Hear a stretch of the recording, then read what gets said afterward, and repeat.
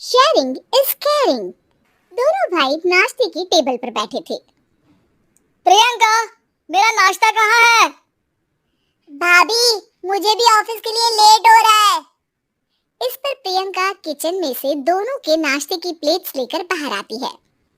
लो भाई, आप दोनों का नाश्ता। किसी को भी 1 मिनट का सब्र नहीं है। ये प्रियंका का ससुराल है, जहाँ कोई औरत ना होने की वजह से शादी वाले दिन से ही घर के साथ दोनों भाइयों की जिम्मेदारियां प्रियंका संभाल लेती है। दोनों भाई शांति से नाश्ता कर रहे होते हैं कि अंकुश अपने भाई की प्लेट से पराठे का एक टुकड़ा उठा लेता है। आपको पता है ना, मैं खाना शेयर नहीं करता, फिर भी मेरी प्लेट में से खाना जरूरी है क्या? अरे हद हो गई है, मुझे नहीं खाना अब। अंकुर गुस्से में नाश्ता छोड़कर टेबल से उठ खड़ा होता है। अरे ये कैसा बिहेवियर है अंकुर, एक टुकड़ा ही तो है। एक हो या आधा, मुझे भूख लगी है तो ये सिर्फ मेरा ही है। उसे भी किसी के साथ शेयर करने बैठा तो भूखा नहीं रह जाऊंगा। अरे बाबा ठीक है, अब इस पर भी लड़ाई।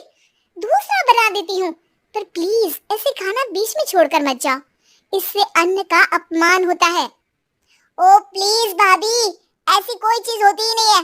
आपके पास पैसे हैं, खरीदो और खाओ, अगर नहीं खाया जाए तो फेंक दो। अरे दुनिया में सब यही करते हैं। अंकुर बैग उठाकर ऑफिस के लिए चला जाता है, जिसके पीछे उसका बड़ा भाई मायूस सा घर में खड़ा रह जाता है। जिसने बचपन से सोने की चम्मच में खाया हो, उसे दुनिया के बारे में क्या पता होगा। वैसे गलती तो हमारी ही है। अगर कभी बचपन में ही सही गलत का फर्क सिखाया होता तो आज ये हाल नहीं होते। आप फिक्र क्यों करते हैं जी? भगवान है, वो जो भी करता है सबकी भलाई के लिए ही करता है, और जब वो चाहेंगे तो अपनी तरह से अंकुर भैया को भी सब कुछ सिखा देंगे। पत्नी की बात पर विश्वास कर अंकुश भी ऑफिस चला जाता है। सुबह से दोपहर होती है और अंकुर लंच करने ऑफिस के पास वाले रेस्टोरेंट में पहुंचता है, जहां वो एक साथ बहुत सारा खाना ऑर्डर कर देता है। सर, क्या कोई आपको ज्वाइन करने वाला है? नहीं तो क्यों? अब कुछ नहीं सर, ऐसे ही।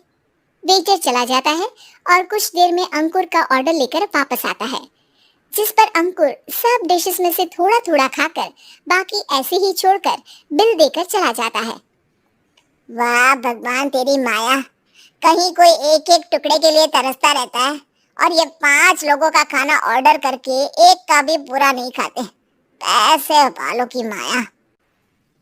वेटर टेबल साफ कर बचा हुआ सारा खाना लेकर रेस्टोरेंट के पीछे घूम रहे बच्चों के पास पहुंच जाता है, जिसे देख बच्चों के चेहरे खिल उठते हैं।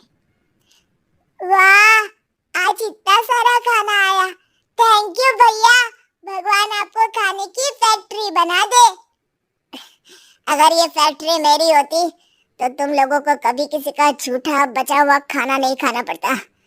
चलो तुम लोग खाओ, पर ध्यान रखो किसी को पता ना चले, नहीं तो मेरी नौकरी चली जाएगी। इसी के साथ दिन बीतता है और रात को दोनों भाई एक साथ घर पहुंचते हैं। कुछ देर में सब डिनर करने बैठते हैं, जहां अंकुश अंकुर को समझाने की कोशिश करता है। अंकुर, अगर हमें लाइफ में सब कुछ मिला है, इसका ये मतलब नहीं कि तुम उसका गलत फायदा उठाओ, बल्कि तुम्हें उसकी मदद से दूसरों को भी मदद करनी चाहिए। भैया, जिनके पास नहीं है उनकी वजह मैं तो नहीं ना, और ऐसे बहुत लोग हैं जिनके पास सब कुछ है, इसलिए अगर मैं एक इंसान कुछ नहीं करूंगा तो कोई फर्क नहीं पड़ने वाला। तुम्हारे भैया बस एक चीज समझाना चाहते हैं कि जिस चीज की हमारे पास कमी नहीं है, उसे बर्बाद करने से अच्छा है कि लोगों के साथ शेयर करें। इससे हम सिर्फ सामान नहीं, खुशियां भी बांटते हैं, और इसमें तुम्हारा ज्यादा कुछ तो जाएगा नहीं। भैया भाभी की बात सुन अंकुर कुछ बोले बिना उठकर चला जाता है। इसी तरह दिन बीतते रहते हैं, जिसमें अंकुश और प्रियंका कोशिश तो बहुत करते हैं, पर अंकुर पर किसी भी चीज का कोई असर नहीं पड़ता।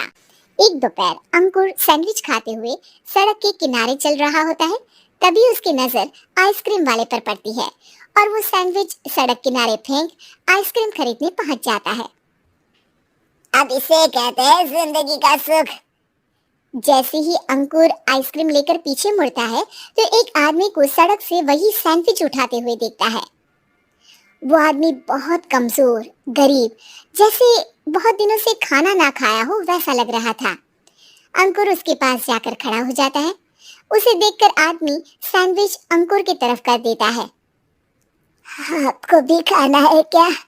क्या हम इसे आधा आधा कर ले? मुझे बहुत भूख लगी है। वो मेरा ही झूठा सैंडविच है। तुम दूसरा खरीद कर क्यों नहीं खा लेते? इसे क्यों खा रहे हो? अरे भैया, अगर खरीदने के पैसे होते तो 4 दिन से भूखा नहीं घूम रहा होता। हैं? क्या? तुमने 4 दिन से कुछ नहीं खाया, फिर भी इस आधे सैंडविच को मेरे साथ बांटने के लिए तैयार हो गए? क्यों? अरे भैया, पैसा नहीं है तो क्या हुआ? इंसानियत आज भी उतनी महंगी नहीं हुई, और ना ही उस पर अमीर गरीब का टैग लगा है जो हम उसे रख ना सके। पर अफसोस, आजकल लोगों के अंदर पोषण, खून या विटामिन से ज्यादा इंसानियत की कमी होने लगी है। आदमी की बातों से अंकुर को समझ में आ जाता है कि वो आज तक कितना गलत काम करता आ रहा था। इसके बाद से वो अपनी किसी के साथ शेयर नहीं करने और खाने को बर्बाद करने वाली आदत को